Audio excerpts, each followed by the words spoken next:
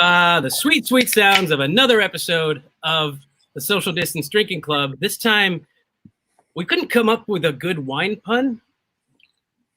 There aren't any. We had a dozen. They just were bad. No, we had tons of wine puns. None of them were good. Right. There was what was the first one? Oh no, the neighbors. Is it pronounced onophile? Enophile. Enophile. The neighbors an enophile. No, the first one was me saying it's okay if you're a little curious. Yes, there was that too. And then there was like stop whining and just start whining, which was really bad. We won't say who that was. Sorry, guys. Sorry. Hey, I thought my all the wine puns have clearly aged poorly was a decent one, though. Well, that would have been the end of the conversation. But we want to hear everyone else's wine puns at some point. But I'm super stoked. I've been waiting to do this episode for a while. I have two of some of my best friends in the Arizona wine community with us today. James Callahan of Rune Wines and Sam Pillsbury of the Pillsbury Wine Company. Of course, you guys know us. If you don't, thanks for joining us. Our names are in the corner. That corner is mine. I'm Yusuf. Got Adam Ledford, my dear friend Brett. And this is episode 12. We've got a little over a dozen people watching us right now. Thank you. To start, like we start every show, we want to know, what are you drinking? Obviously, you guys know that I have gone dry. So on day 5, I am now having a hop tea. It is a non-alcoholic sparkling green tea with hops. This is actually not bad. I tried so far 3 of them. This one is my favorite. So, Adam Ledford, what do you got? Right now, it is the rare moment. I am going with wine in honor of our guests. I am doing a Rune 2017 Graciano. Oh, boy, I am exposed. There we go. There you go. Love it. And Barry sitting in a dark room looking like we're in an episode or a scene from The Shining. What are you drinking? I have a Rochambeau. It says 2015 New Mexico Refosco from Arizona Hops and Vines. All right. 2 Arizona wines I had on hand, so you have to make do in quarantine. I mean, I don't know how Adam Ledford found such a nice bottle of wine while clearly being between sets at the local stand-up comedy open. Yeah. Your background does look an awful lot like you're at the Tempe Improv, unfortunately. I tried to jazz it up a little bit with the red lights instead of the white tonight. You know, I'm just saying the lighting with the brick, the hat, the shirt, the white guy with the beard. I mean, and the bad jokes. Yeah. Thank you. We've got ourselves a nice little audience, and I do want to bring in our first guest. Gentlemen, if you don't mind, I'll set you guys backstage for a moment. And Sam Pillsbury, if you're ready, give me a thumbs up because I've been waiting to bring you in. And you look excited. There he is. Hey, Sam. Hi, how are you? Good. How are you? I'm good, thanks. Hi, guys. Before we take it back to these guys for a minute, what are you drinking? Well, I'm drinking 2 things because I'm truly am a moderate, unlike my colleague who's on with me here. Oh no. Whose stamina you will soon be able to observe. So I'm drinking my wild child. Where is it? Here we go. The direction. There it is. I'm just learning this medium. This is curiously, this is our entry-level white, and it's a blend of basically the leftovers. It's a dry aromatic. It's sort of an attempt. It's an invention on my part. All of our wines are classical blends, but this is and varieties. This is an invention, and it's a blend of kind of our leftover aromatics. And it always makes me laugh because almost every year it wins more awards than anything else. This actually got a double gold in the San Francisco Chronicle, which is kind of a fancy humor. But I'm also restrained, so I'm drinking. Excuse me. I'm drinking. You know what this is, and I want to tell you a little story. Did you know why it takes 2 people to water the lawns in Beverly Hills? No, but I feel like you're going to tell us. It takes one person to open the bottle of Perrier and the other person to pour it on the grass. All right, guys. It turns out this is my main indulgence. Well, cheers to you, Sam, for joining us on the show. I want to talk a little bit about your wines for some of the people who might be on the show right now watching. It started when we were doing a lot of cocktail and beer stuff. I want to talk about your wines, the history of you beginning the process of making wines in Arizona, brief history, and then we'll talk about what you've got going on right now, because apparently some doorside delivery of Sam Pillsbury's wines happening in Phoenix. So we'll start at the top. Tell me about when you started making wine in Arizona. I flew into Phoenix 27 years ago to shoot a pilot for Universal, and kind of fell in love with Arizona and met my wife, and we've been together since then. And one day, I've always been interested in making my own wine. I actually bought land in New Zealand to plant a vineyard, but I got moved to Hollywood. I spent 20 years there making films, and I started over again in Phoenix. One day, I discovered a Chardonnay in the local supermarket, which was a Smitty's at the time, and I've been drinking Chardonnay for 25 years, and it was the best Chardonnay I'd ever tasted in my life. I literally found out where it was growing, drove down there the next day, and bought a whole bunch of land and planted all my vines in that spot, and that was in 2000. And so you said that you were down here filming, but I don't think a lot of people realize that you have that background. Some people that even know you and have had your wines don't realize that you had a background in film. I have had the pleasure of visiting your vineyard down south, and I've gotten to see some of the posters of films that you have been part of, either writing, directing, or producing. What's one that you can name that everyone here would know? Probably Free Willy 3 or Where the Red Fern Grows. Yep. So, if Adam Ledford and Brett, I know you guys are backstage. If you didn't know that, he directed Free Willy 3. So, it's really funny. I just looked up my name on Wikipedia today, and there's about 3 pages about my background in making films in New Zealand. I wrote and directed the first New Zealand feature to get into Cannes. I wrote and produced a film called The Quiet Earth, which Neil deGrasse Tyson says is one of his top 10 sci-fi movies. It goes on. And then there's this one paragraph at the end that says he's now in Arizona making wine. I thought, so I have like these 2 completely separate lives, and nobody in New Zealand knows that I make wine, and nobody in the United States knows that I used to make movies. It's quite funny. I love it. By the way, Tamara Stanger says hello. You can see that there at the bottom of your screen. She's watching. Hello, Tamara. I love you with all my heart. You're my favorite person. Jennifer is drinking. She says we're fancy. She's drinking vodka and Crystal Light lemonade. A fine choice. Oh. Fine choice. Yeah. And and the Macbeths are here. So those guys. Watch out for this guy. He doesn't even start appearing live unless he's had 3 bottles of wine. So be careful. We'll see him on his birthday. He said he's checking Wikipedia now. He's updated it. He's just updated it for me today. That's so funny. I actually emailed him and I said, "What the hell is this? Can you go and fix this?" So he's like adding like an equal number of pages to my last 25 years of my life. Oh man. Hey, if you have any questions for Sam, feel free to throw them in the comments right now. Sam, so what with all of this going on, what was the adaptation you made with the tasting rooms being closed right now? I know you're delivering wine in the Phoenix area. Yeah, it's interesting because you can close a tasting room, but you can't. You can shut down a tasting room. You can't shut down a vineyard, and you can't shut down a winery. So we're just carrying on, almost as if nothing happened. To compensate for not being able to do as many sales at the tasting rooms, we're just doing free deliveries, and we've got actually quite a lot of orders from people. You know what? People drink more in recessions and in disasters. So we're selling quite a lot of wine to Bashas', AJ's, and Costco. So I think if it doesn't go on for a year, I think we might survive. Yeah. Hopefully, fingers crossed. And I noticed that you guys had your wines in Costco. I do want to share your website real quick. People can order online and get their wine delivered in Phoenix, correct? Mm-hmm. Yeah, so, we'll deliver to your house. You can go online and pick whatever you want, or you can call us up, whatever. We deliver in Northern Arizona, Phoenix, and Tucson, and we'll try to deliver anywhere else if we can. Okay. I love it. Perfect. And you still got all of that Guns and Kisses on there? We've got Guns and Kisses going back to 2012, the first one I made with James Callahan, right up into our 2017, which also just won a double gold. So that's a beauty. James and I kind of discovered that kind of secret special way of making it too, which was a lot of fun. I love that. I'm gonna bring in the boys for a second, see if anybody has any questions for you, and then we'll hop over to James into a group chat. Where the red fern grows? If you never told me. That's I keep things a secret. I did a remake of it, and I have to tell you, I know it's regarded as some sort of great classic. I don't think it's a great movie.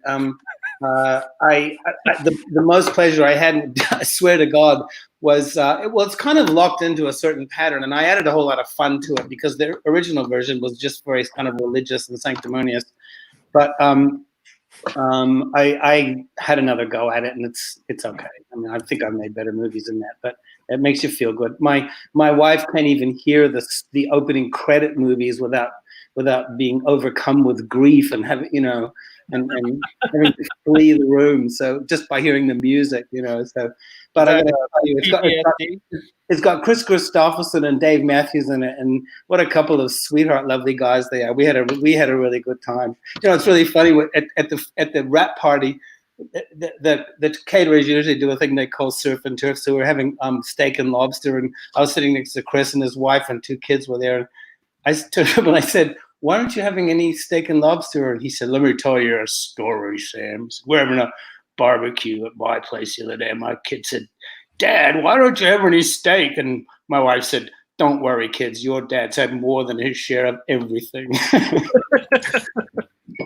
That is awesome. Sam, a few people joined us late, including Chef Tamara, and she wants to know what you're drinking. So again, remind everyone, you've got a Wild Child White, right? I know Tamara will find this hard to believe, but I'm actually drinking. I'm drinking. Where the hell is this camera? I'm drinking Perrier. Okay. That's called not so Wild Child White. I'm so disciplined and so austere, but I do have this little baby to resort to. There it is. Which is one of my favorite sipping wines. So 100% Pillsbury, nothing brought in from outside, wild yeast fermented, all that stuff. So pretty nice. Good have stuff. some. Tamara says you need to add gin to your sparkling water, by the way. I just had a margarita, you guys. I'm just doing fine, okay? It's all the peer pressure of being out at a bar without being at a bar. It's incredible. It's all right here.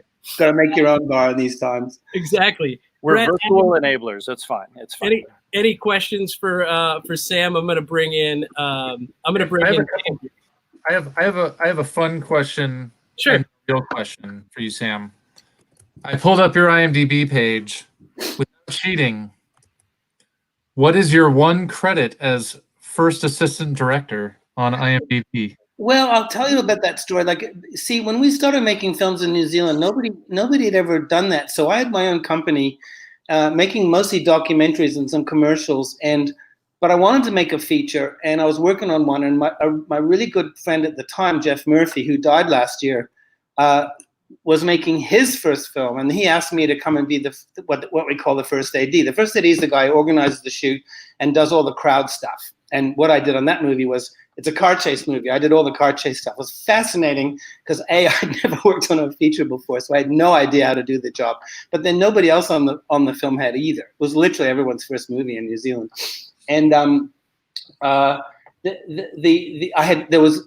unbeknownst to humankind these days, there was no radios and there was no video assist in that movie. So it was all done with hand signals and just clocking what's going on. It was a massively successful film. It was funny as hell about 2 guys who grabbed this Mini at the very top end of the North Island of New Zealand and drove it to the very bottom end of the South Island to try to get one of these guys' wives back. And the only way they could pay for the trip was by selling off bits of this Mini as they went. So by the time it got to the South Island, it was like, it was a platform with wheels and a steering wheel. It was incredibly funny, and we kept getting stopped by the cops all the time because obviously we were lunatics, and nobody had ever made a movie in New Zealand before, so nobody knew what the hell was going on. It was hilarious. I love it. Hey Sam, real quick, we've got you had another question for him, right, Brett? Yeah. So by the way, for our viewers, that was Goodbye Pork Pie is the name of the it's cited on IMDb. We made it for 350,000 New Zealand dollars, which is probably about 250K here. And we drove right through the entire length of New Zealand in the middle of winter. It took me 6 weeks when we finished the shoot to get my body temperature back to normal. We were sleeping 4 people to a room in motels, you know, like You went the length of New Zealand. It was basically just a really low budget Lord of the Rings trilogy filming. Lord of the Rings is the exact other end of that journey, you know. Yeah. Exactly. My other question for you was about wine, and as somebody that doesn't know that much about what somebody's looking for in terms of geography or weather or terrain, what is it that made you pick the site for your winery? Like, what are you looking for in terms of weather, soil, etc.? Okay. Well, the reason I picked it was because I tasted a wine that was grown there, and one of the things that most people don't realize is that most of us believe, and I certainly do, that the most important thing that you can do to make a good wine is to pick where you're going to grow. In Europe, in France, they're called first growth sites. They're for some reason that 2.5 hectares produces the best wine in the world every year, and the guys to the left and the right and the above and below them don't, you know. So the spots are really important, and we've got one of those spots. The thing that's interesting about Arizona is you can't grow quality wine in the Sonora Desert. It's too hot. The grapes would ripen too quickly, and they don't develop complexity and nuance and subtlety and so on. If you go up high altitude to get the right temperature, like we're at 4,500 feet, you get much cooler temps. But what you also get is a couple of secret weapons. It's another thing most people don't know about. First of all, you get much colder nights. You get a 40-degree diurnal temperature swing, which shocks the grapes and slows them down, makes them ripen more slowly, keeps the acids up there. And the other thing you get is you get way more UV at that altitude. And this is something a lot of these things I only discovered after I bought the land and planted all my vines. But what happens with plants, we grow vegetables. I like my cucumbers not peeled. You can't do that where we are. The skins are too thick. You can't eat it. So it makes the grapes grow thicker skins to protect themselves from the UV. Well, guess where a lot of the flavor and aroma and color of wine grapes comes from the skins. So these are like these astonishing secret weapons. There's very few places on earth where you can have the right temperature to grow wine grapes at that altitude. And normally at that altitude it would be way too cold. So it's a sort of an Arizona secret weapon. And also it's as dry as hell. So there's no rot issues. There's almost no predators, no bugs, no mold. There's not stuff you have to spray for. It's amazing. It's totally amazing. I love it. Adam Lidford, can you hang on to your question and we'll come back to it in a second? Sure. I've got James Callahan looking like he wants to jump in and chat with us. So Brett, I'm going to drop you for a quick second, and Adam, Sam, thank you. Hang on. We're gonna chat with you for the rest of the show. But I do want to bring in James. James, I've got your friend here with us. He's causing trouble, man. Yeah, I know. I was giving him shit earlier because he looked like he got off a skateboard. So he's got the hat. We're all causing trouble. And I got this from Greg's son Aiden that was with me on the show I did on Sunday night. So anyway, carry on. I had to counter your Perrier with our Dollar General finest. This is bubbly. Michael Bublé. Michael Bublé. Yeah, exactly. That's what I call it. There you go. Well, he was the one. We don't have posh AJs out here in Sonoita. We just have Dollar General. He was the one in the Super Bowl commercial for that, going over and crossing out the Y's and putting the E in. I remember that. It was Michael Bublé. By the way, you guys did not get a chance to meet our other co-host, Adam Green. So I'll bring him in briefly just to say hello. Hi, Adam. Hi. Bye, Adam. All right, great. So that's Adam. So now you've said hello to Adam. That'll happen a lot. Sam, hang out backstage for just a second. I want to chat with you for a bit, and then we're going to have a group conversation. There was a question that came in from Tamara that I want you to chew on, and we'll come back and look at it. She said, what is your favorite vineyard dinner that you cooked? So I'll let you think about that one, and then we'll come back and talk about it, and we'll get the answer to that. Okay. All right. Thanks, Sam. James, what's going on? You're all the way the heck down in Sonoita, man. Yeah, man. You wouldn't believe it from the house, but it's beautiful outside, and like it's perfect temperature out here. You're outside, so it must be nice up in Phoenix. But like, I am. You've got, let's see here. It's all bright inside, and that looks like a Sonoita house. The tile looks like it for sure. This house is from 1910. It's like one of the first buildings in Sonoita that we've happened to come across. Did you fire up your hookah there, buddy, or am I? No. Yes, I will. I'll do it later. It's probably too much to handle. I got wine glasses and keyboards and all sorts of shit. So well, what are you drinking? Of course, the penultimate question on the show. Well, I have two wines. So we got the Bublé, which is there to kind of temper the wine. This is the one I have open right now. I haven't had this in a while. This is I'm having a hard time like Sam with orientation, but this is our Colibri Mourvedre, which I don't. Sam could probably talk about this later as well. But Mourvedre is a great grape in Arizona. It doesn't need much in the winery. Doesn't need much in the vineyard. This actually comes from the Colibri vineyard, which is in the Chiricahua Mountains. But I also brought some Pillsbury wine. Oh. I'll open this up in a sec. This is a 2015 Petit Syrah, which we love Petit Syrah. He doesn't have much of it. He only has a few rows, but it always makes a great wine. I love it. Well, we'll start right where I did with Sam. You can tell us about how you got into winemaking in Arizona briefly, and then we'll talk about what you've got going on right now with your wine, which is so hard to find in Phoenix most of the time, being available for delivery now in Phoenix. Well, I got to say one thing. It was just to answer Jennifer. Her cocktail sounds absolutely atrocious. It's like what? Oh. Yeah. But I'm not blaming you. But I was wondering if she actually adds the powder to the vodka and drinks it like a shot, or if she does a cocktail out of it, which was. But don't they make Crystal Light in like a pre-made mixed format? Maybe. When I grew up, it was powder, so it's like you just mix it into whatever. So, anyways, that was my question for her, and it sounds interesting. I got into wine because I was drinking wine really after college. I turned 21, and I was like not really a big drinker in college, and I kind of got interested in I got interested in alcohol, like craft beer first. There's a liquor store called Tops. You probably know where Tops Liquors is on University. Of course. And, that was like, they had all the beers from around the world. And back then, all of my friends were drinking natural ice out of a keg or Bud Light or whatever, shit beer they could afford. Beverage of choice. I wasn't a big drinker anyway. So I was like, I'm just going to go out and buy a couple bottles. You could buy a mixed pack of like different bottles of beer from around the world. And that kind of got me into drinking more artisanal smaller production, kind of unique tasting things. And I started kind of cultivating that taste for wine and beer at the same time. And after I graduated from school, it was like right at the beginning of the Great Recession. There's not many jobs. I have a degree in history. I never really wanted to go do history, but I was really interested in it. And I started working in restaurants and got introduced to wine that way. And worked up as a busboy with a college degree with like all these people. I was working with a bunch of people. I had no education, and we had a great time, like chatting, hanging out. But my goal was like to really learn about wine and like try to fast track my way to being a server, so I could make more money. And then I just, through doing that, I kind of learned a lot about wine and got more passionate and cultivated this kind of appreciation for what it is and its ability to transcend a place and show you something from somewhere else. You can drink a bottle of wine from Italy that they're drinking in Italy. You can't do that with a dish. You can't do it with food. You can't do it with many things, but wine, you can kind of bottle it and send it somewhere, and you can have a little bit of that culture anywhere you are, or a little bit of that terroir, the concept we talk about, which is the land mostly, but the weather and the winemaking styles and all that stuff. Like you can taste a little bit of that anywhere in the world.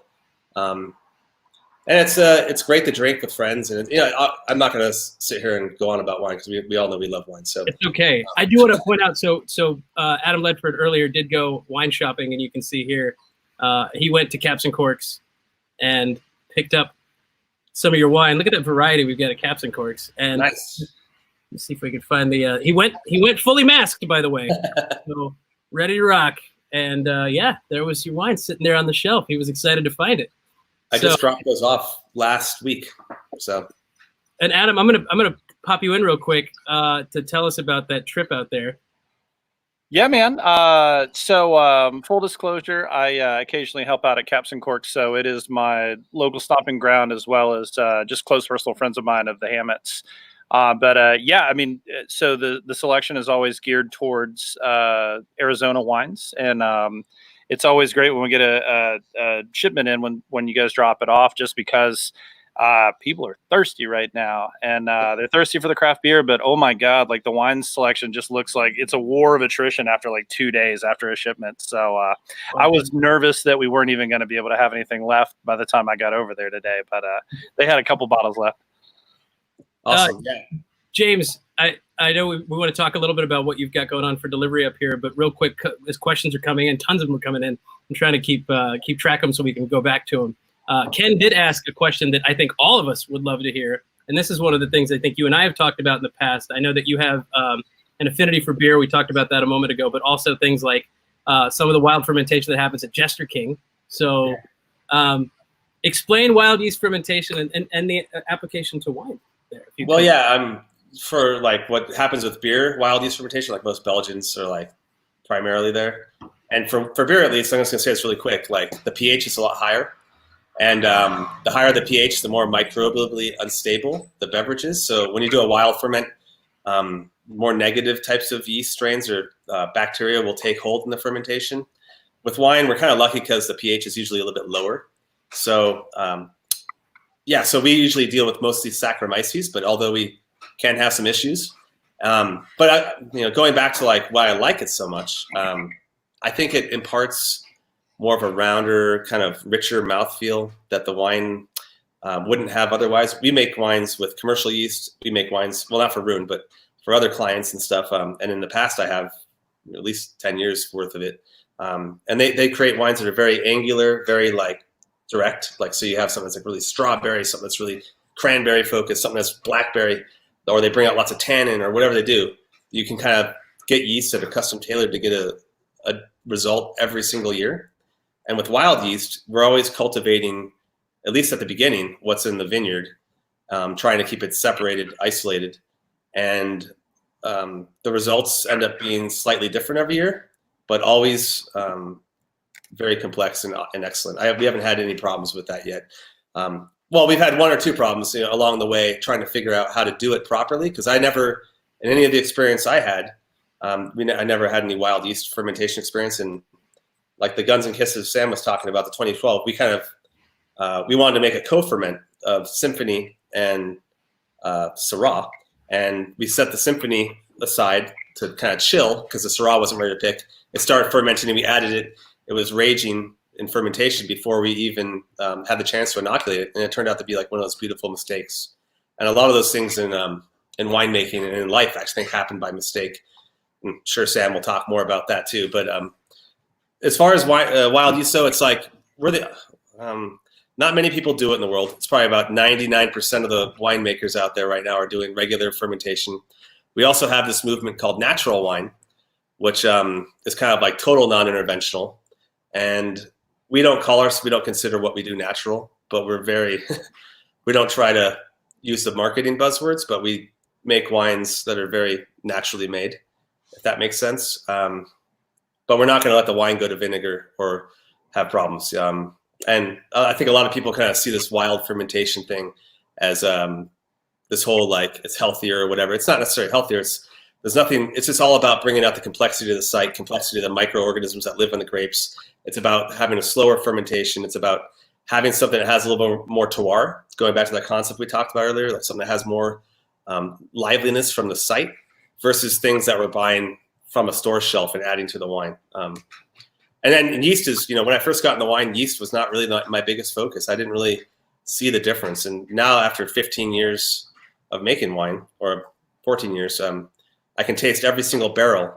And we do different yeasts sometimes. We do different wild ferments, and they're all different. And it's actually beautiful. We could use that. We can make a Syrah that's just one grape, but we can ferment it with a wild yeast here. We can co-ferment it with a little Viognier in this other one with wild yeast, or Roussanne, and we can blend them all together. And we have something that tastes like a blend, but it's still considered a single varietal wine. So And James, I love that. Chris, Yeah. Chris, of course, asked well, if you saw his first question, is it the same kind of yeast I make bread with? Maybe. Yeah, it's all the same yeast. It's all Saccharomyces. Well, there's different yeast. There's Saccharomyces is the main one, and I think that's what mostly goes on in winemaking. There's two types. There's Cerevisiae and Bionis. And Watch yourself now. Bionis, yeah. It's a family show, goddammit. The family show. Chris is. But anyways, those are the two main ones that eat sugars and create alcohol. Then there's also Brettanomyces. It's another yeast, and there's other things out there that are negative. But as far as what we're concerned with, it's Saccharomyces, Cerevisiae. Quick question, quick answer on this one. How many wineries, and I actually don't know the answer to this either, how many wineries were or are you the winemaker for at one time? Right now, it's Autumn Sage, Deep Sky, and Rune. And then, but at one time, probably the most was like 4 back in the past, 4 or 5. And those are smaller people too. We have some smaller wineries that are like a lot of people have vineyards and they want to make wine, but they don't want to have a facility. So they come out and say, hey, can you make us a few tons of grapes? And, we try to accommodate those people and make good wine, ideally. Great question came in from. Hang on. Let me ask a question here. So not so much right now, but most of the normal life, we're working hard. We get home, trying to crash together some dinner, want to have a nice wine to go with it. Don't necessarily have the time to decant a bottle. So my question to you is, aerators, yes, no, or it's okay? Yeah, I mean, I think it depends on the wine. Like some wines need oxygen, especially if there's more tannins. For the way we make wine, so I'll point this out, like since we use very little sulfur, we do use a little sulfur because if we didn't, after 2 years in barrel, it would turn to vinegar. But we do use, like, we try to aim for under 25 parts per million. So Okay. most things in the grocery store are going to be like 75 parts per million. And that's at bottling, so 25 parts at bottling. By the time you're drinking it, after it's released, it's just a little bit less. So the sulfur binds with oxygen, so it pulls oxygen out of the wine. Since our wines don't get since they don't get sulfur to take the oxygen out, when you aerate it, it helps incorporate oxygen into the wine earlier and helps it really be more lively. The other thing is we don't rack our wines. So racking is the process of taking wine from a barrel to tank, back to barrel, to tank, back to barrel. And that's what they do with a lot of wines to kind of make the tannins softer. And if you don't do a really good job on your first racking, if you don't rack it cleanly, your wines will end up kind of having this hydrogen sulfide aroma, like we call it H2S, but it's like rotten egg kind of matchstick. If you ever have a wine that smells like that, that's because there's some of the lees that we call gross lees in the wine. And if it's not racked cleanly off that immediately, then you have to end up racking it later on to get that out of the wine. And then I forgot where I was going with that. I lost my train of thought. That's solid. There is a question that I do want to. First question, Yusuf? There is a question I do want to address from the audience, and I actually want to bring in Sam to answer this question as well. So give me a second here, Adam. Sam, if you're around, Hector asked, he's definitely not a wine drinker, has never found one that he likes. Big beer guy. We've had him on watching our show a few times. Any recommendations on a good starter or great quality wine? I want to talk Arizona if you guys can, because there's some great wines that are, I think, a good way to introduce the palate before you get into some of the complexities into some of the other ones. No, there's a whole bunch. I mean, there's two things here. First of all, a lot of the time, if you just go into a supermarket and buy a $12 wine, the chances are pretty good it's not going to be a very good wine. I've done it in a big tank. They'll have used maybe oak chips in bags to give it some flavor. It'll have a little bit of residual sugar left in it, so it's slightly sweet, and that'll cover the bitterness. So you have to pick and choose your wines. You can get really great wines that are inexpensive. One of my favorite at the moment is a Rune Veltliner that you can get at Total Wines in a 1 liter bottle for $14.95, and it's to die for. Our wines to start with: Wild Child White and Wild Child Red. That we make them to be entry level wines. They're easy to drink, they're pleasant, but they're also very clean. The other thing that you need to understand about drinking: if people come in to our tasting room all the time, or we meet them at festivals and they pour a glass of wine and they throw it back down like that. A good wine, if you drink it like that, you might as well be drinking crap. It's not cheap tequila. A really good wine has a lot of complex aromas. It has complexities. It has a palate that changes from the first time you sip it to when you finish. The finish, like our wines and good wines, like the ones that James makes, you have a sip of those and that finish will last for 5 minutes. You don't get that with Coca-Cola. You don't get it with Charles Shaw. So start with some basic stuff. Start with a proper wine glass with a stem and a bowl shaped like that, and it has an edge that's very fine. So just like James was saying, you want a bit of oxygen in your wine when it goes into your tongue. And if you pour the wine over a sharp, thin lip like that, it gets oxygenated. It releases a lot more of the flavor. I have shown hundreds of people stop, put this much wine in the glass like that so that you can smell the aroma that gets captured in this space. Give it a sniff. Smell is 85% of your taste. Give it a sip. Think about it. And then do that 2 or 3 times. And I've had people guys that have done nothing but drink beer their whole life. A guy came into the tasting the other day and he was there for like 10 minutes. He said, I want to tell you something. He said, you changed my life. I don't know what he's talking about. I didn't know him. Apparently he came in 5 years earlier and said, I don't drink wine, I just drink beer. And I said, listen, mister, come here, grab this glass, put this in here, listen to me, do what I say. It changed his life. You've got to, if you use quality ingredients, this goes for food too. If you put ketchup and salt on everything, you can't taste anything. Start with really good ingredients and give and celebrate it. You know, Tamara knows about this. That's how she makes her life, and that's part of the problem. Sometimes it's the problem with what you're drinking, and sometimes it's a problem of how you're drinking it. Got it. James, for you, so Sam, I wrote into the comments a good entry level from you guys, Wild Child White, good place to start. From you, James, what have you got? Right now, the Grenache or the Viognier for Rune, okay, or the Rosé. Rosé is pretty much like a really easy, like it's an easy entry level wine. It's easy to drink. That's why people drink it during the daytime typically.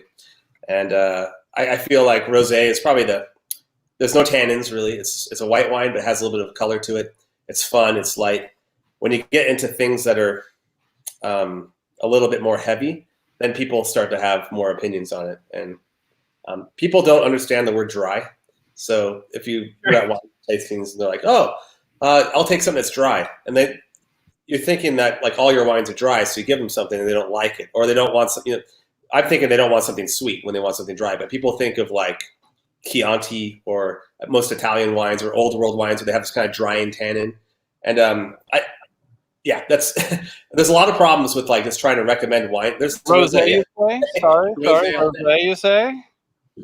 Rosé is just it's a white wine made off of red grapes, basically. And it's light and easy. When I get someone that likes sweet wine, if I try to convert them, that's the closest thing I have. Usually they've had like Moscato, or they've had whatever white wine that has sugar, like a sweet Riesling. Or I'm like, rosé, you can just have, like at festivals, you just give them some rosé, be like, just have this, and they're happy. And it's a good entry-level wine. For me, the wine I started drinking first was a Merlot. Surprisingly, it was a screw top Merlot that I bought at Tops, and I had never had anything. For me back then in college, to spend like $20 on a bottle of wine was a lot. So I went home and like made dinner, probably a really shitty dinner. Still a lot for me, mate. I was going to say, it's probably still a lot for some people. Yeah. Well, it was a lot back, especially a lot. And guys, I'll introduce you guys to Adam's wife, Julie, who's right there. Cheers. Hi. Hi, Julie. This is my wife. She heard the cork come out of the bottle, and it was like a loft on the breeze of scent trail there. A primal signal. Exactly. There are tons of comments coming through here. James, real quick, Sam, we'll come back to you, and Adam will come back to you in a moment. I just want to, hey, that's a whole lot of us. Let's go back to that. I just want to bring back up, we didn't touch on your wine is available for delivery in Phoenix, which is something that was not necessarily available previously. How do I get it?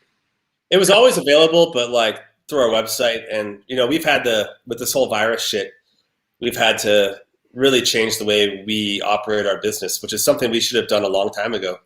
There's a whole market out there for selling wines online and selling wines through social media. And long story short, we can bring people wine to their doorstep, air conditioned, all throughout summer.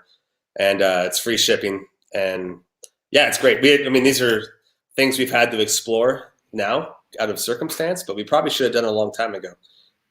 We have a distributor in Phoenix, but they mostly distribute to, fine restaurants and, bottle shops. We're not in any supermarkets. We're not in any AJs. We probably could be in AJs, but I don't think we make enough wine or hit their price points. I'm not exactly sure why, but I live in Sonoita. I don't have the opportunity to go out there to deliver wine like Sam does. Like he can make that work a lot easier. For us, we just rely on other people to do that.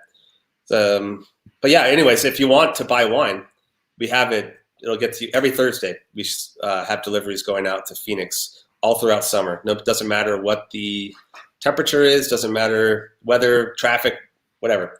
If you want wine, it'll come to you air conditioned. Our people will make an appointment and meet you and deliver wine. And it's just runewines.com? Yeah, runewines.com. If you go to, let's see here. I'll let you see if you can pull it up real quick.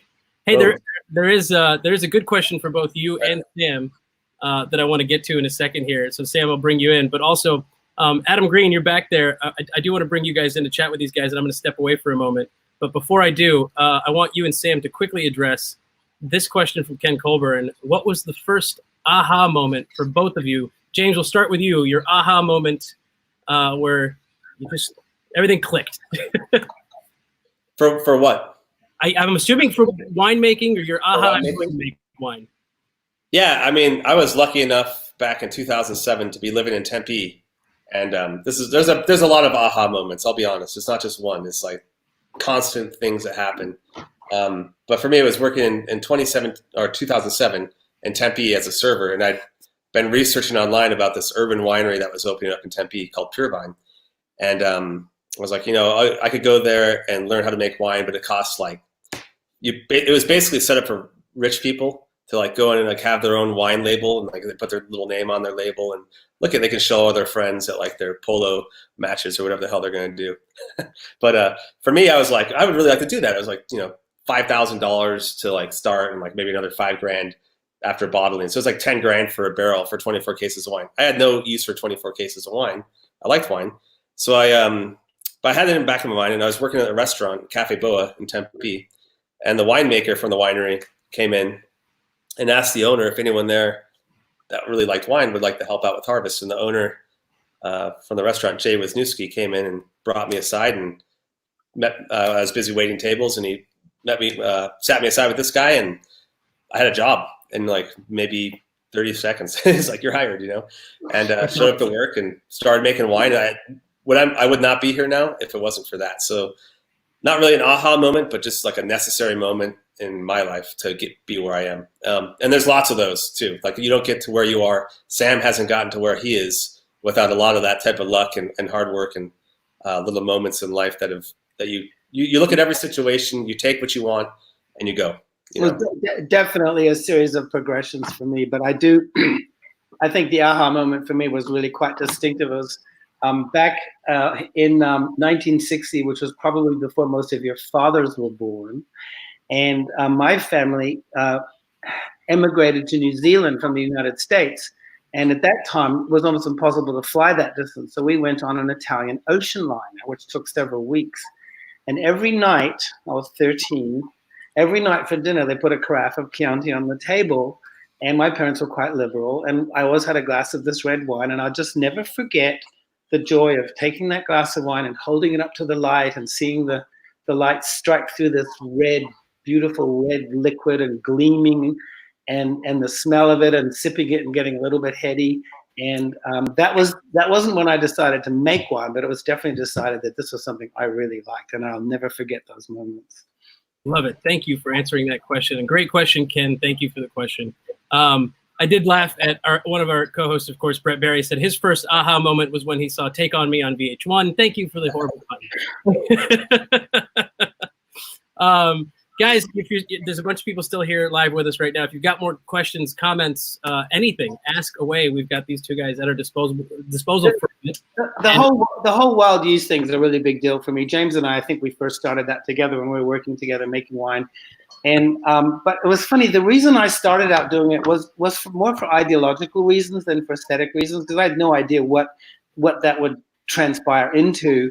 I just wanted to make a wine that came 100% from one place, because there's enough generic food and wine in the world, and you're eating and drinking stuff. It comes from it can be a mix of it can be your hamburger that you eat. The meat might come from 20 places. I like to know who made my food, where it came from, and when it was made, and that was part of the reason why. But what we discovered was this wonderful thing about how the wild yeast ferments, although they're a little bit trickier, and the people that mass produce wine can't risk them, because if you spoil a 50,000 gallon tank of wine, you've lost a whole lot of money.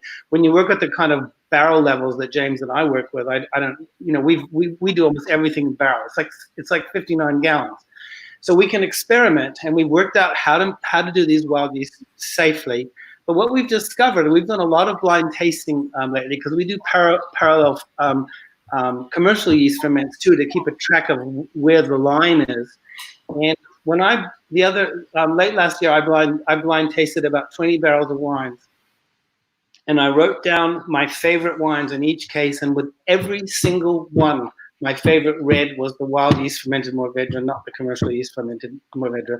Because we don't know, apart from the fact that it comes from a place that makes it unique, and I like to celebrate that, it's also there may be 5,000 yeast in there. We don't know, and they all are adding a different kind of complexity to the wine. And you can tell them, like James was saying, the commercial yeast ferments tend to be one note. They can be very focused and very sharp. They're very quick fermented, and that's safe because other stuff doesn't get into that fermentation to screw it up. They're fast, so you can make your money quicker. But these have got more complexity, more nuance. They're more elegant, and I just find the whole process just totally much more satisfying. Perfect. So a couple questions coming in I want to get to. Chris has a really good question I want to get to, but also Adam Ledford, Adam Green, I'm going to step away and leave you guys in their capable hands for a moment. They both have questions. Adam Ledford, I believe Julie has a question, right? She does indeed. So we'll start with you guys. I'll be back in a moment. I have to go grab myself some more fizzy water. That's good. Well, I'm really enjoying the wine I've had tonight. Unfortunately, I haven't had any Pillsbury wine to try yet, but I'm really enjoying the Rune wine. And I was just wondering if there's a wine club that you guys have, or we both do. We both do. Yep. you both do? That's great to hear. Yeah, if you go to our website, it's on. There's a whole link for it. It just says Wine Club. So yeah, just click that and sign up. If you want to have wine delivered to your door, I mean, why not have wine delivered to you Right? from somewhere local? Why not? We drink, yeah. We said no wine puns, and I bring a special guest on. Well, it grinds my gears. Totally ruin the moment. Oh, In California, every restaurant has California wine. Every supermarket has California wine. Everything's California wine. And you go here, we're still scratching and clawing to get on the wine list at any restaurant in town. And they say it's the prices usually, but it's not the prices, because if you look at our prices versus California wine prices of similar quality, they're the same, if not California being more. Like, you can't buy a bottle of Pinot for less than 40. That's I'm like, so excited to see Arizona wines out in restaurants. It's the best. Yeah. So like, if you want to support local, and like, I think maybe all this online ordering and like people not being able to go out to eat, like hopefully people start drinking more stuff that's not from Safeway. It's important. It's good wine. Like, you got to go out and experience where you live. Like, Arizona's not the same thing as it was 20 years ago for making wine. It's on par with the rest of the world. And if you take our wines and blind taste them against France, you blind taste them against California, you're going to have a hard time discerning the difference.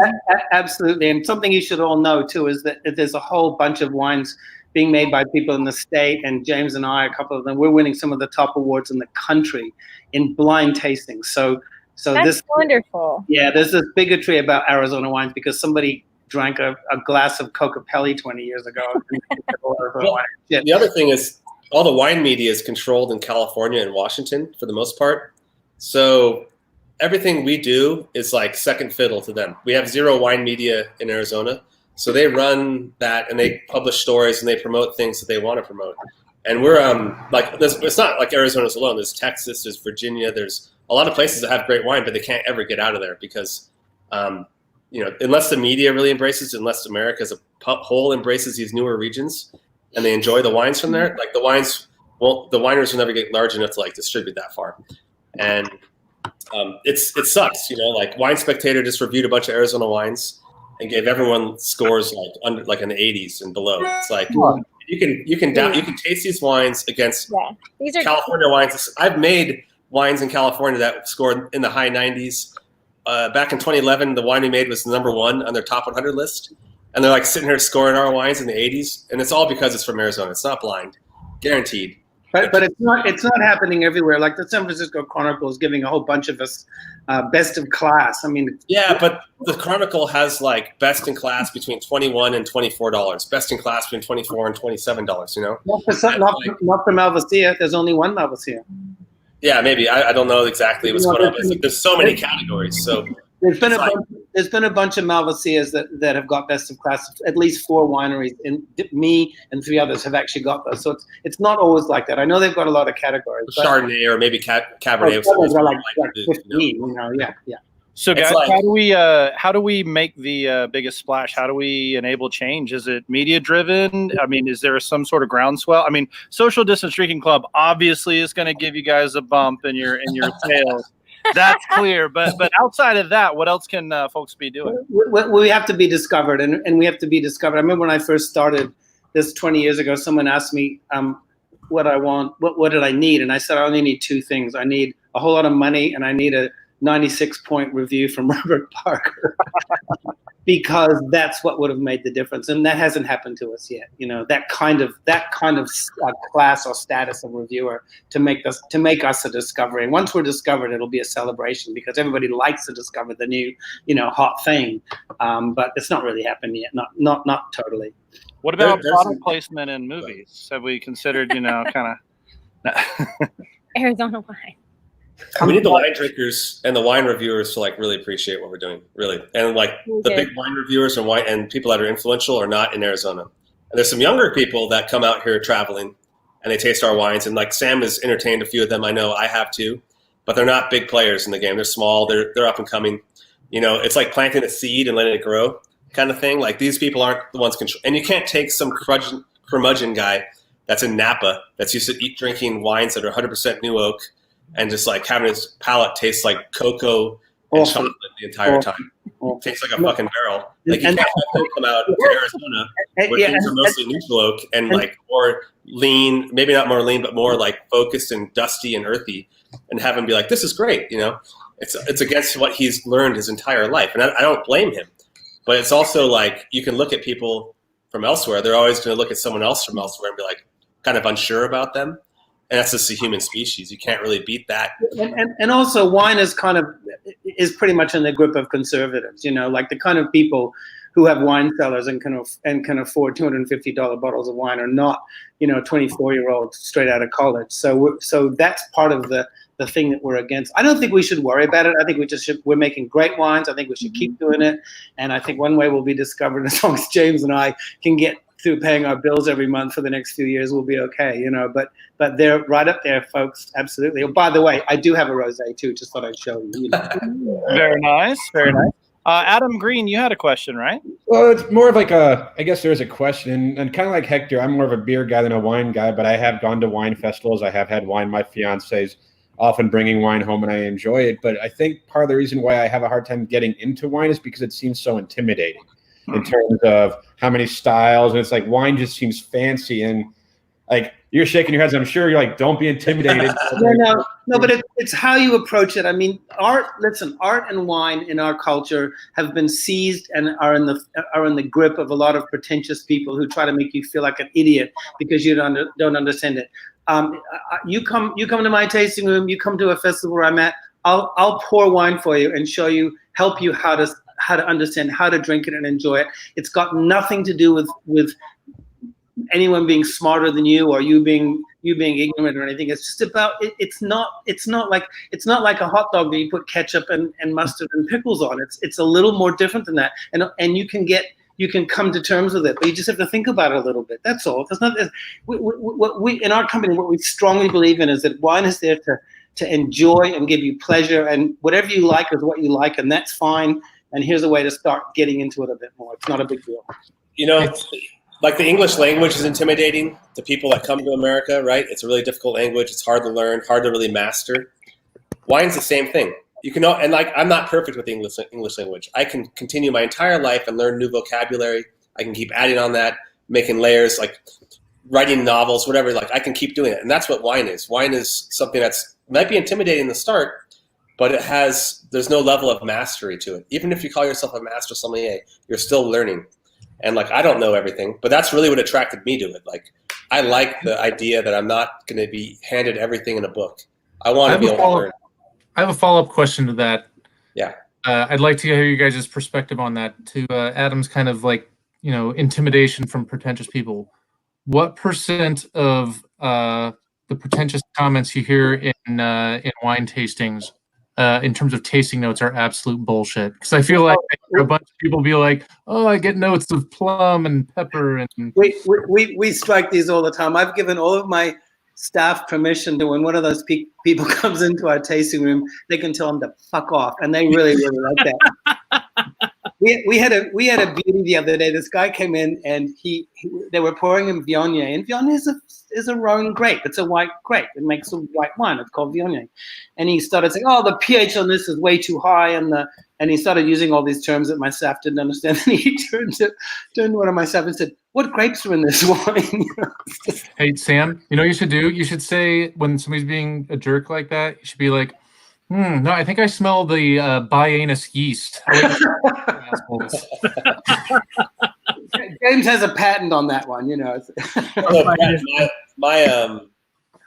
Ask your question one more time, please, and then I'll just address it again. Oh, I was going to say what?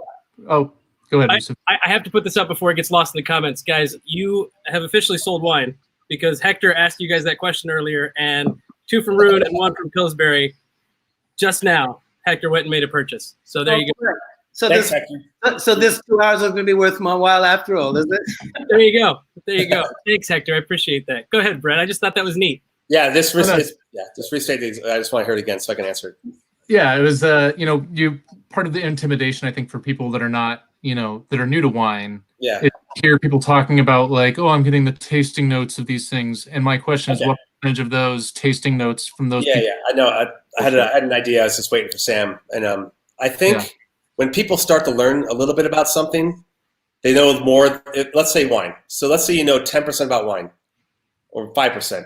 You know more than 89%, 90% of the people out there. So you feel like you know everything. So like in regards to everyone else around you at your peer group, you might know 10% about wine. You feel like you know 100% because of that. What I've had to learn throughout my years is just be humble. Like you can't go out there. That's snobbery. Snobbery is not knowing everything and then just going out there pontificating about things. Once you become a sage, you understand that that's not the right behavior to do. You're like, I've done this. I've been there. I'm not going to go out there and pontificate all this bull crap. I'm going to sit here and like let these people talk and let them say their things because I'm not going to call them out all the time.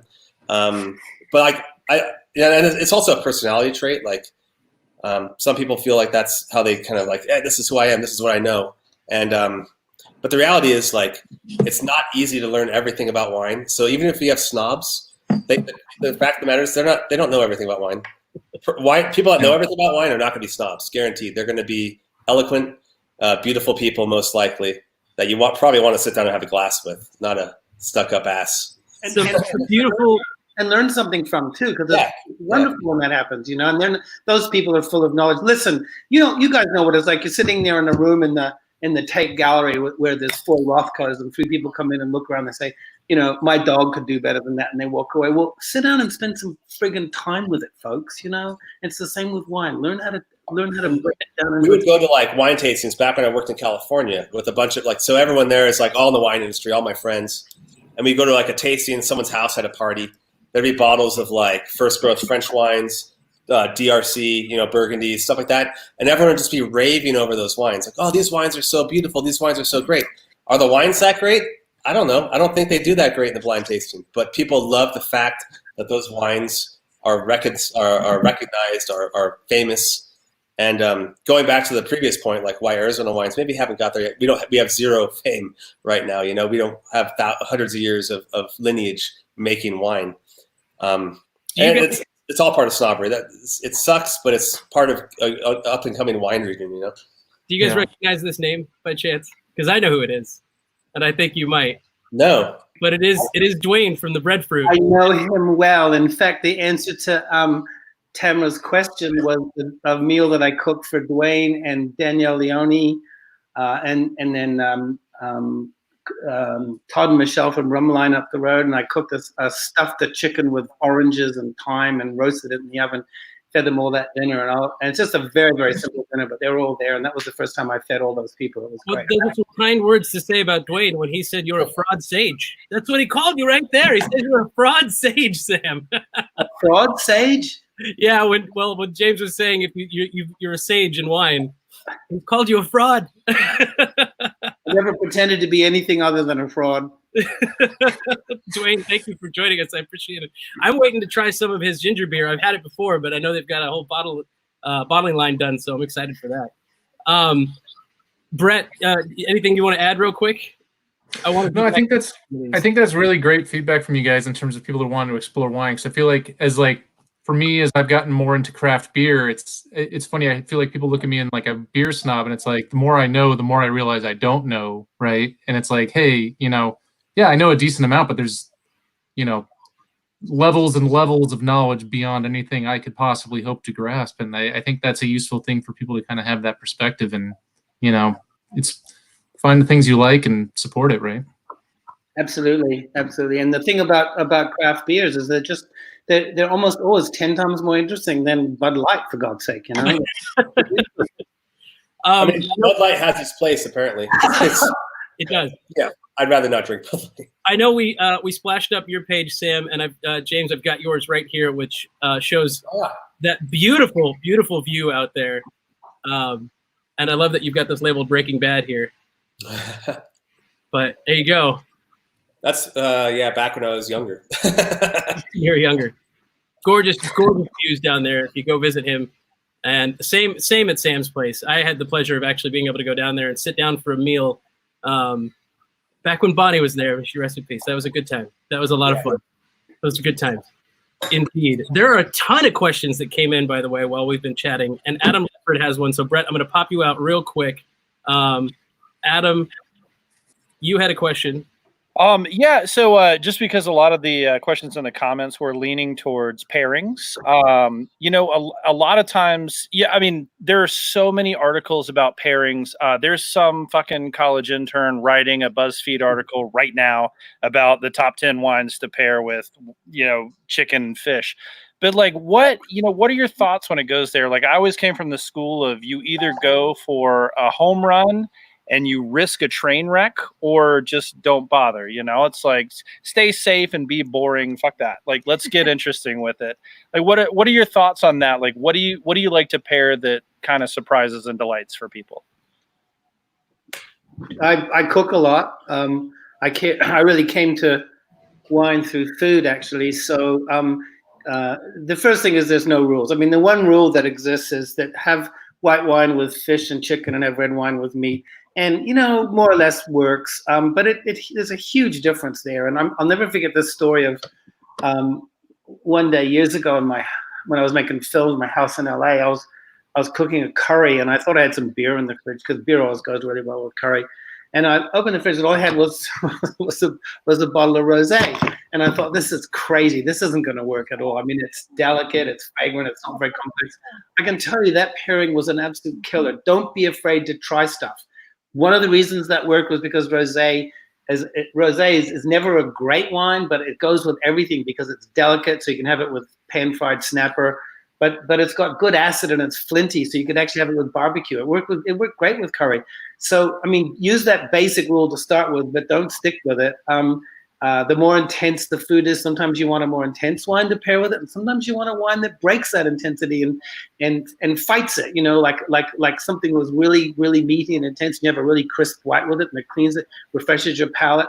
So broad rules, but experiment. We get, and James, I'm sure, has this all the time. We doing a wine pairing dinner at a restaurant, and they send us a menu and say, what should we pair this with? And it goes like, well, I don't know, this dish number 3, how much cumin does it have in it? You have to taste it before you can pair it, So do that. James, you've had a lot of experience of this too. Well, my thought is like, I have 2 ways of thinking about it. The most of the time I drink wine, we're not pairing wine with a dinner. I'm pairing wine with the people and the company I'm around and what they might enjoy. I like that. So I think that's a really important thing to take, that no one takes into consideration really, is like, what are people going to like that you're going to pair, like with their experience? Like, are they going to sit there and drink wine with you at home? Are you going to on the patio, or like, what are you doing? It's like, and like, what's special about that wine that you want to share with these people that they might find interesting? And like, we make a lot of different wines that are all special. So we can talk about something that maybe certain people that would like, like this one is more tannic, or this one, on like a chemistry side, yes, maybe even on like where the vineyard's located, if someone lived near there, we talk about that. But like, we try to, when I taste wine and I pair wine, it's mostly about making everyone come together more, because that's what really wine is to me. Like, you don't get that with liquor, you don't get that with beer as much. You sit down with a bottle of wine, you can have Republicans and Democrats talking politics, and everyone's having food, and it's like not going to kill the world, and it actually brings people together, which is important. And when it comes to food, though, like when I'm doing a wine dinner or something, the more boring answer is I think acid cuts through fats more. So if there's something that's more fatty, I want to give more acid to it. So wines that are like rosé or white wines, typically Pinot Noir, things like that. And then things that are heavier and darker, I tend to leave for like, end of the night type stuff, like the final courses or desserts, basically, if we're doing multiple courses. And it usually goes from my usual progression is lighter to darker across a wine dinner. Sometimes I'll switch it up and do like a Grenache with like a cheese plate or something. But really, I think if you're going to do that, you need to start with a wine that's going to get people talking. Start with like a stunner. Start with something that's fun, interesting. Get people talking. Like don't put your best wine last. Don't drink the best. If you're going to drink 5 or 6 bottles in a night, don't drink the best wine last. Drink it in the beginning.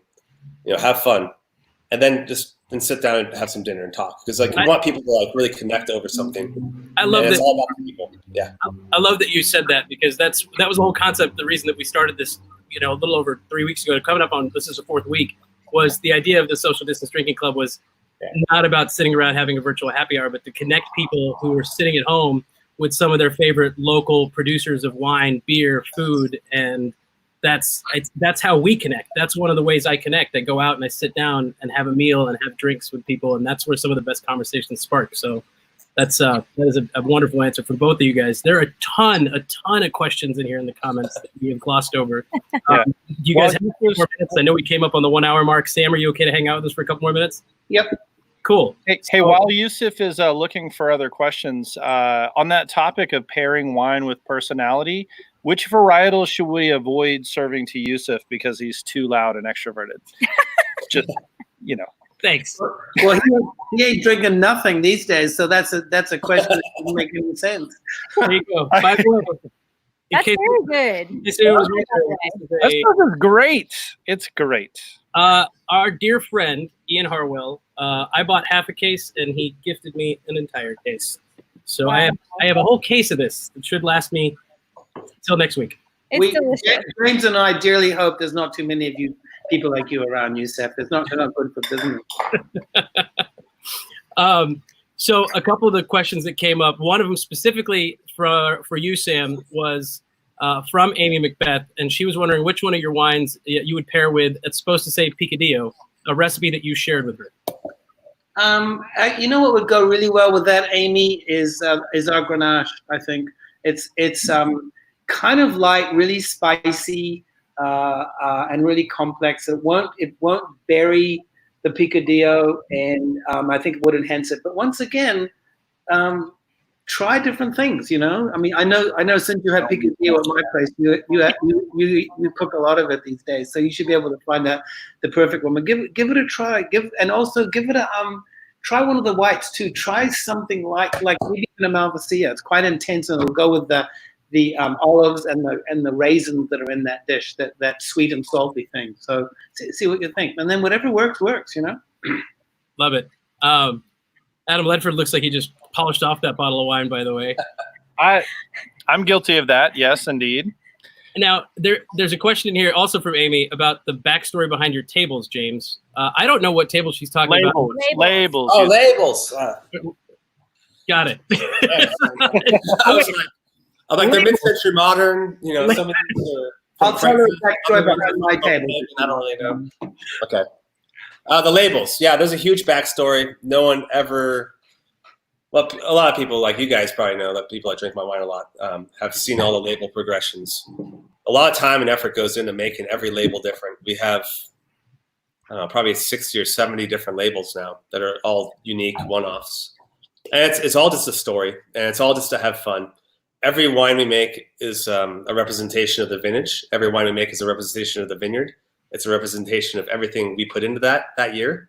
Not just me, the people that grow the grapes, the people that do everything. Rune's about buying grapes from around the state and showcasing those vineyards, showcasing the sites, that making good wine that's fun. And when I started the brand, it was all about like, how do you weave all that into one unique, I don't know, how do you weave it into like one brand? Like, how do you take all these different vineyard sites, all these different varietals, and make something that's homogenous out of it? And the story that's on the labels that's told is the way I do that. And yeah, that's a lot of people will just buy grapes and make wine and never give homage to who did all that extra work. And like, we try to do the best we can to really like focus on what the wine tastes like, what the wine is. So the artwork represents that. So when you when you bring it to a table as a server and you're showing the bottle off, you're like, hey, this is our 2015 Petite Syrah, and they're like, wow, this is really fucking cool. Like, I love this thing. Like, what is this? Where's this from? They taste it. It's from Arizona. And you're like, wow, this is awesome. And they'll never see that again. It's going to be gone forever. We have 2 cases of this left. It's in the library. Those are the collector's items. And it's all about adding value to a product that you care about. And that's my thought behind it. Amy says, thank you for answering the question, by the way. She's dueling right now, dueling screens on a Zoom call and watching us have this conversation. So thank you, Amy, for the question, and thank you for watching. I appreciate it. So if you're hearing noise in the background, it's Julie going, this is really good. I want to get another bottle of this. I love that. So I do want to bring something up. Our friends at Chateau Tumbleweed couldn't join us this evening, but they did send me something interesting. And Sam, I'm assuming you were aware of this, but there is a curbside pickup thing going on. I didn't know that there was a drive-through curbside pickup thing going on in Clarkdale, but that's happening on May 9th, apparently. So for those of you guys who feel like you have not had a chance to go up north in a while to pick up some wine, it's like a drive-by wine festival from what they told me. I don't know how that's going to work. It's like just straight drive-through Main Street wine festival, I guess. We've been doing that since the so you can drive out in front of our place in Cottonwood and pick up whatever you want. And by the way, your funny question, Adam Ledford, Chris answered very well. Apparently, I pair well with One Night Stand. Thanks, guys. It's very kind of you. Here we go, folks. Have a look. Was that it? Opening it up. Open that bad boy. Yeah. Do it. There it is. Open it. Drink some wine, Sam. Come on. I've got the beer. You've been drinking this whole time. You've been behaving. Okay. He has been behaving indeed. No one has to pick grapes tomorrow morning. Yeah, we start at 2 a.m. too. So. And did no you have? volunteers. Oh, great! Is that really what you said, Brett Barry? Did you respond to that comment? Oh, I missed it. I got to find it, but I could always bring you in, Brett, because we're coming up on the end of the show here. And I missed it. Where did you respond? Chris said you pair well with One Night Stand. I said, I don't know, a little bitter. Doesn't seem to have aged well. Thanks, buddy. I appreciate that. Got your back. One night stands are the Beaujolais Nouveau of the dating world. Here you go. There's your snob comment for the night. The snob comment for the night. 2 quick stories that I want to quickly tell. James Callahan and I actually, I think one of the first times we met was at a place that is now closed, at Cafe Istanbul, and he was sitting at a table 2 tables over from me, sitting having a hookah, and we just started chatting, and then I found out who he was. So hence the hookah connection. When he's up in the East Valley, we used to run into each other there all the time. I would have made a hookah, man. I didn't have enough time. I should give you a heads up. I'm sorry, but there's still time. We keep this thing going once the show's off live, hanging out for a little bit, so you can still have a hookah ready to go. Sounds good.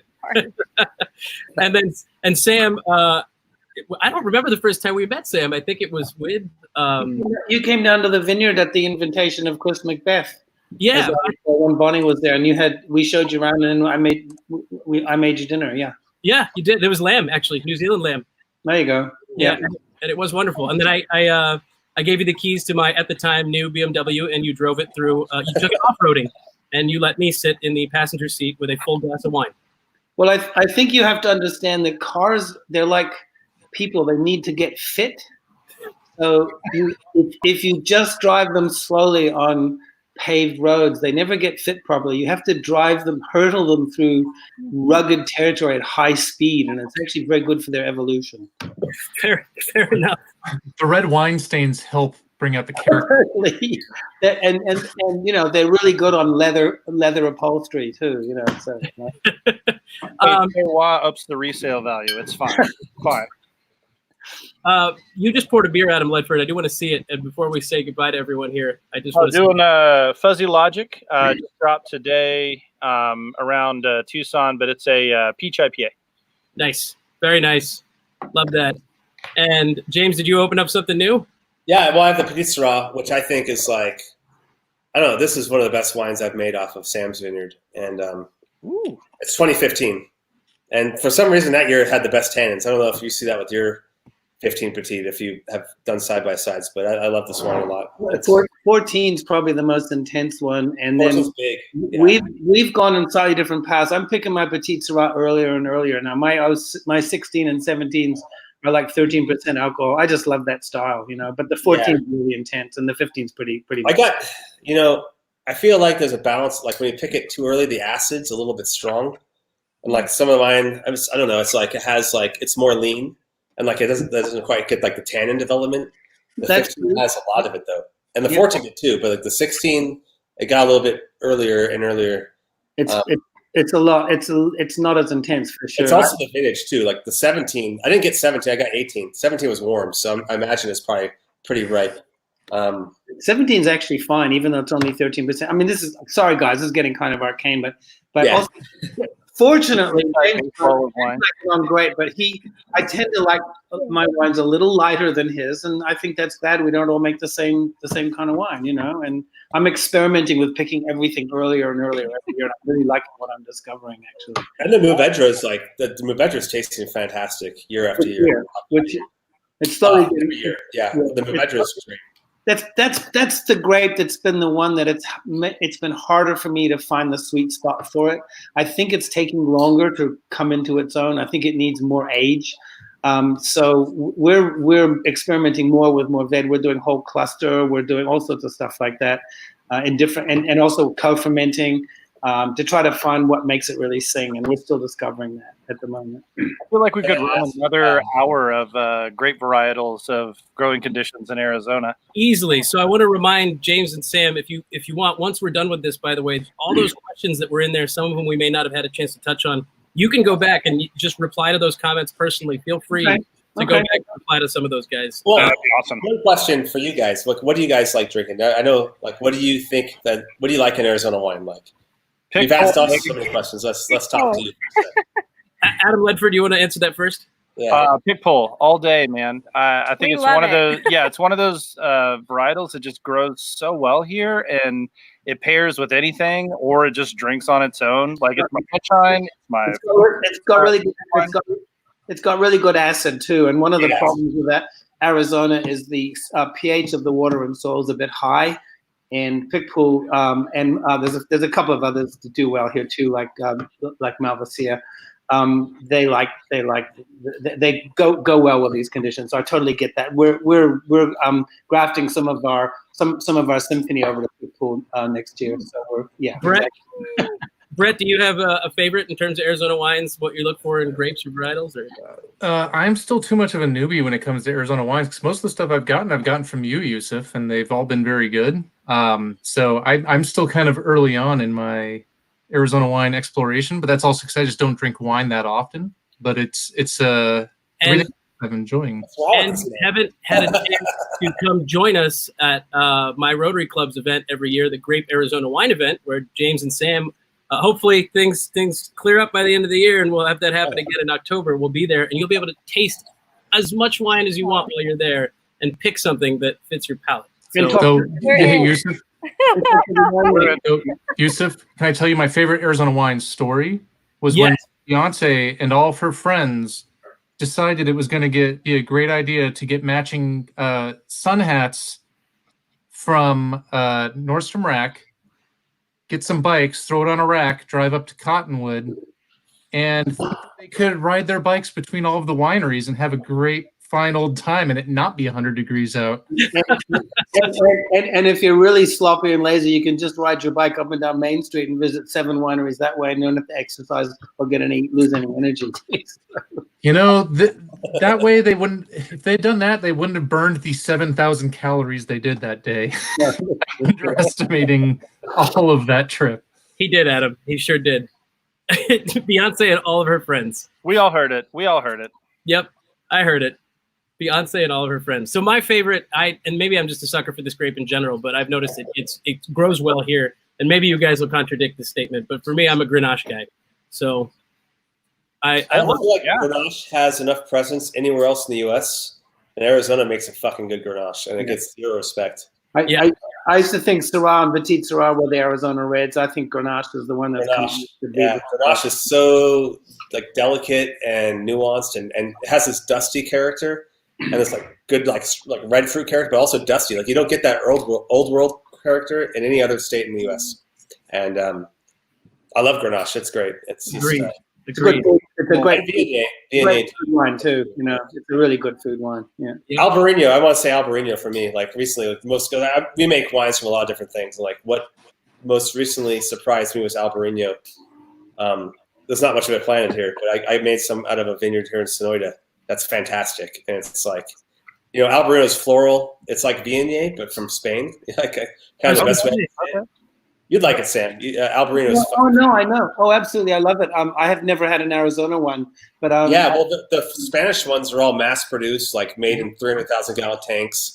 They just, you know, they farm them with machines and they bring them through and whatever. But, like, if you take time and do it right, just like Malvasia or whatever, it's fantastic. And it's, like, it's really good. I'll have to bring you one. I haven't had mine, but okay. That's, like, the biggest in white. Because I'm a sucker for Spain, and I'm a sucker for everything Spanish. I intend on retiring.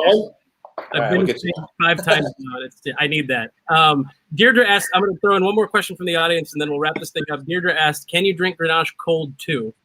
Of course. In fact, everybody drinks their reds too warm, especially in Arizona. You know, it always makes me laugh. The word's room temperature. In France, room temperature is 68 degrees. Here, my room temperature here is like 87, you know. Put the goddamn bottle in the fridge half an hour before you drink it, folks. Otherwise, the other difference is like with Arizona wines, our alcohols aren't like they are in Paso Robles, or like most of California, where like high alcohol, high extraction things big over there. When you have high alcohol, you need colder temperatures for the wines to be more palatable. Arizona wines, like we just like don't drink them like freezing cold, but just things warm up here. You know what I'm saying? No, half an hour in the fridge. Half an hour in the fridge. That's all. The worst is when you go to a bar and order a glass of wine. One day we'll get to do this again. We'll go to a bar, order the Zinfandel, and they'll pull it off like above the bar and like pull the glass down. Yeah. And open the bottle. It's like a 16% Zinfandel. It's like 82 degrees. And like, why the hell am I here? Like, I don't want to drink this crap. If you lit a match over the glass, it would explode. You know. Like, you can always warm it up. It's really hard. The only way you can cool it down with is ice cubes, and that's not acceptable. Only Chardonnay. And only boomer moms can do that. Like no one else. They're waiting to drop all the good knowledge at the end of the show. Man. I know. I got to throw this comment in from Chris McBeth saying, Coke can probably teach you everything you don't want in wine. Sort of like my first girlfriend in college. Taught me everything I didn't want in a relationship. Tell me more, Chris. We need details, buddy. We'll have to bring you on the show next time. Guys, thank you so much. Hang on a second. I like to do a post-show wrap-up, but right before we wrap everything up, I always like to have a quick toast. Sam, dip your head over so it's not in the logo. Just go the other direction there. Other direction. There you are. All right, we've got you in there. I'd like to grab a glass, have a toast, and thank our audience for being with us today. So thank you guys for your time. Cheers to you all. This has been another episode of the Social Distance Drinking Club. This time, the Arizona Wine Edition with James Callahan and Sam Pillsbury. Thank you guys so much. We appreciate it.